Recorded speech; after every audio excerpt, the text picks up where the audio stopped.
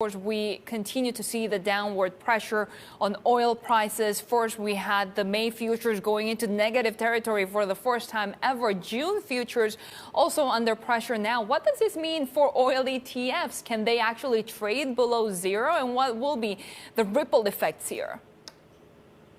Yeah, so it's unprecedented times on so many levels here. So if we look at the WTI contract for May, it moved into positive territory today, basically just a day after it fell below zero yesterday. And, today's the last day of trading for that contract. So I think that's fueled some of the wild price swings. And, the June contract is more actively traded and therefore looks like a better indication where traders believe oil is headed, which is, pretty much it was 66% or so lower after closing above the $20 mark on Monday. So there's this unprecedented demand loss from the coronavirus pandemic, and storage is quickly filling up, meaning that, pretty soon there'll be nowhere to store crude. And what it means really is that because producers are running out of storage space, as the demand for energy collapses, they're willing to pay buyers to take crude off of their hands, which is, imagine if you were delivered crude, right?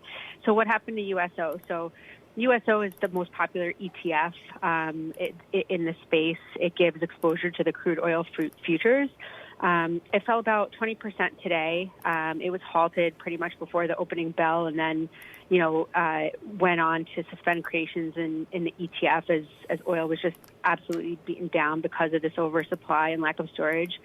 So, they have, I think, about a quarter of their exposure to the June contract for WTI, and a lot of people bought this. Investors, all sorts of investors, thinking that it hit an absolute bottom. How can it go below this point? And I think all of this pretty much just led to the ETF being down, historic levels. So year to date, it's down about 75% or so at the close today, and on today, the June contract was down about 30% to $14.89 a barrel. Right. So, what they're doing is pretty much allocating to different futures just to keep the ETF open to prevent it from going to zero, which, I'm sort of very familiar with in the world of ETFs. The coronavirus in the last 2 months has made it very, very hard for issuers to manage our exposures.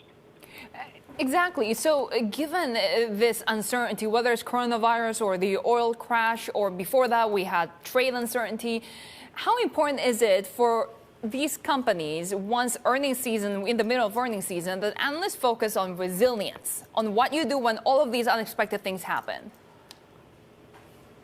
So I think in terms of earnings season, specifically for oil, I think the biggest issue here is that until people start driving to work again and flying and taking vacations and, filling up cruise ships and airplanes, it looks like a good value, but there's just way too much volatility and stability to really get in. If you look at other names, though, we saw some positive news out of Netflix today. I do think that right now there is a lot of short term in terms of thinking about earnings. The companies and the names that have strong balance sheets and flexibility will probably continue to surprise us early on and continue to hang tight. Believe it or not, consumer discretionary is doing really well, because if you look at, in terms of the ETF world anyway, if you look at the top name in that index after the index reshuffle, Amazon is number one.